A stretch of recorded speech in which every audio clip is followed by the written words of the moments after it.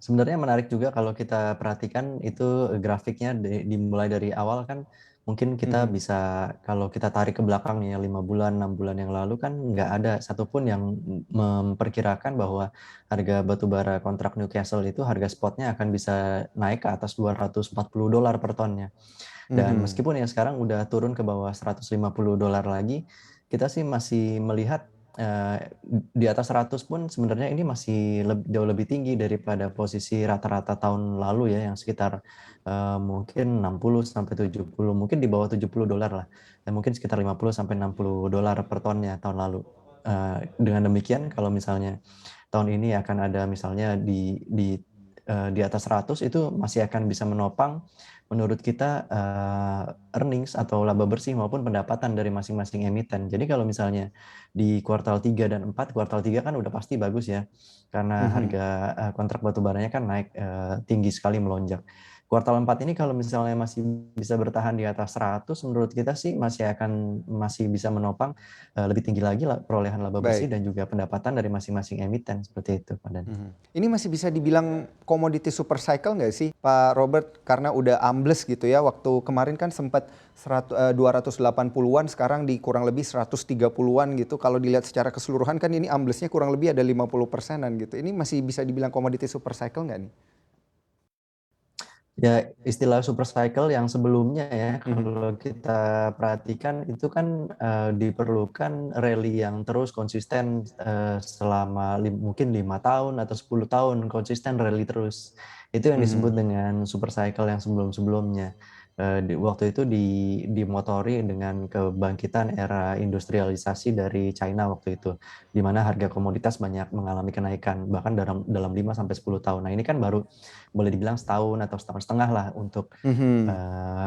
siklus siklus kenaikan harga komoditas energi ini. Jadi mungkin ini boleh dibilang sebagai strong uptrend aja sih, strong uptrend yang sekarang mungkin sedang lagi terkonsolidasi, seperti itu. Isu katanya batu bara nantinya akan ditinggalkan begitu, diganti dengan energi bersih.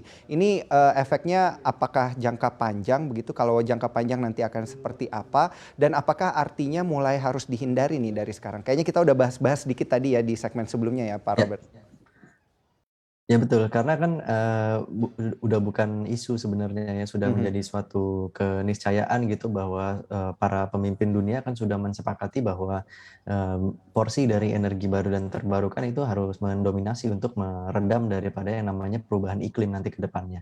Jadi, ke depannya, udah pasti bauran energi dari fosil itu akan berkurang digantikan dengan energi baru dan terbarukan, sehingga secara jangka panjang itu mungkin juga kita udah perhatikan ya beberapa emiten di, pertambangan batubara dan juga, energi fosil lainnya itu sudah mulai mengalokasikan capex-nya untuk, misalnya membangun solar panel gitu atau, untuk ekspansi ke gasifikasi gitu. Nah Mhm. ini yang tentunya juga mungkin patut kita perhatikan lebih lanjut lagi ke depannya karena, bisa jadi, para emiten batubara ini kan juga sudah menyiapkan gitu ya strategi untuk bertahan secara jangka panjang kalau misalnya Baik. nanti, sumber energi fosil ini akan berkurang porsinya terhadap bauran energi secara keseluruhan, seperti itu dan Nah, kita langsung beralih ke pertanyaan yang kedua dari Edwininta. Pertanyaannya adalah masih ada nggak Min saham batubara untuk jangka pendek trading akhir tahun? Nah, ini kita kaitkan dengan pertanyaan saya di segmen sebelumnya juga ya, Pak Robert, terkait dengan sentimen dari China sendiri. Ini apakah mampu menekan juga harga batubara dalam jangka pendek begitu, minimal sampai akhir 2021? ya betul. Kalau misalnya dalam jangka pendek kita sih perhatikan masih akan volatilitas, masih akan tetap tinggi ya, dalam artian fluktuasi harga itu masih akan, tetap, ekstrim gitu ya. Karena kita melihat harga batubara, kontrak batubara turun dari 240 ke 145 itu kan cukup ekstrim juga. Jadi, Mhm. itu akan masih sangat mempengaruhi pergerakan harga sahamnya secara harian. Jadi ke depannya mungkin dalam, sebulan, 2 bulan ke depan ini juga masih akan fluktuatif cenderung turun. Jadi kalau misalnya kita mau, tetap mau, harus gitu ya melakukan positioning, ya sebaiknya bisa dilakukan secara bertahap. Karena, kita mungkin kalau dari segi emiten itu kan tidak terlalu terpaku dengan tidak terlalu bergantung dengan pergerakan harga batubara harian karena penjualannya itu sudah terkontrak. Jadi terkontrak di awal untuk harga 1 bulan atau 3 bulan ke depan, sehingga lebih stabil sebenarnya. Jadi kalau misalnya kita ngelihat harga rata-rata nih, misalnya harga rata-rata mungkin sebulan yang lalu 240, sekarang udah 145, harga rata-ratanya kan masih lebih tinggi, sehingga kita masih expect di kuartal 3 dan 4 itu masih akan tetap tinggi earnings-nya, laba bersihnya. Sehingga kita harapkan nanti pada saat bulan Maret dan April tahun depan itu apa yang biasa terjadi adalah RUPS kan untuk Mhm. menentukan pembagian dividen. Nah, ini yang mungkin bisa menjadi momentum kembali gitu ya, momentum kembalinya mungkin kebangkitan kembalinya bisa sampai nanti pada saat waktu pembagian dividen itu, Mas Daniel. Lihat pergerakan harga emiten batubara yang udah koreksi banyak yang double digit begitu ya di sebulan terakhir ini. Akankah ini akan semakin dalam lagi gitu koreksinya, ketarik terus gitu ke bawah? Kalau memang iya, ini level-level berapa nih yang perlu diperhatikan oleh masing-masing emiten ini? Ya tentu kalau kita perhatikan secara harian gitu ya Mhm. pergerakan harga komoditas batubara terutama Newcastle yang sekarang sedang fluktuasinya cukup tinggi, bahkan cenderung turun, memang ada kemungkinan gitu untuk bisa menarik turun juga saham-saham terkait, emiten-emiten terkait dalam jangka pendek.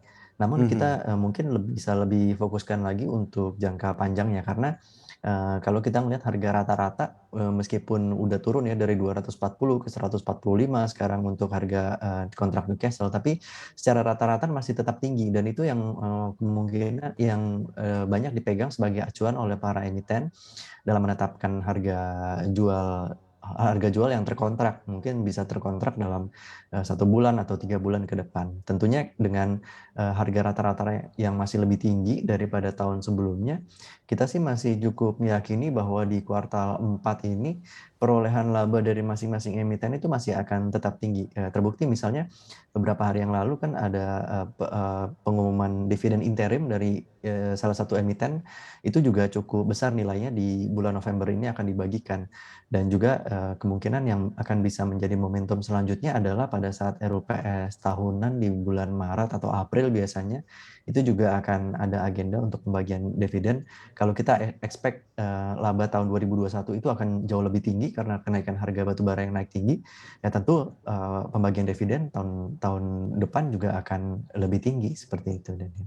Mhm. Berarti ini kembali lagi ya diingetin ke Sobat Cuan jangan lupa dicatat pembagian dividen nanti di Desember atau kurang lebih di bulan Maret ataupun bulan April gitu ya Pak Robert. Nah kalau kita lihat nih dari pergerakan harganya nanti akan seperti apa nih pada emiten-emiten batubara yang market cap-nya cukup besar begitu ya di Bursa Efek Indonesia untuk PTBA, Adaro, ITMG, Indi dan juga Bian begitu. Ini level-level berapa sih yang perlu diperhatikan untuk support dan resistennya gitu Pak Robert? Ya, memang bervariasi ya. Kalau kita perhatikan mungkin pergerakan dari masing-masing emiten tersebut juga nggak semuanya ngalami fluktuasi yang sama gitu nilainya satu Mhm. sama lain. Jadi mungkin yang perlu kita perhatikan antara lain misalnya kalau PTBA gitu ya. Ini kan kalau kita ngelihat di level harga sekarang 2.600 bahkan sampai dengan 2.500, 2.400 itu juga sebenarnya masih level yang masih cukup aman untuk kita bisa melakukan akumulasi kembali kalau misalnya time frame-nya lebih jangka menengah panjang Mhm. dalam artian untuk memanfaatkan nantinya misalnya ada pembagian dividen di bulan Maret, April yang biasanya kan mereka punya PTBA ini punya rasio pembagian dividen yang cukup tinggi juga. Pun demikian kalau misalnya kita ngelihat ITMG misalnya pilihan kedua Mhm. di level harga 21.000 sampai dengan misalnya 20.000, 19.000 itu juga sebenarnya masih cukup layak untuk bisa dijadikan level yang bisa menopang pergerakan harga lebih lanjut. Karena baru-baru ini kan sudah diumumkan dividen interim dan kemungkinan akan dibagikan dalam waktu dekat ini. Dan juga di bulan Maret April juga biasanya akan ada pembagian dividen akhir yang nilainya juga cukup besar.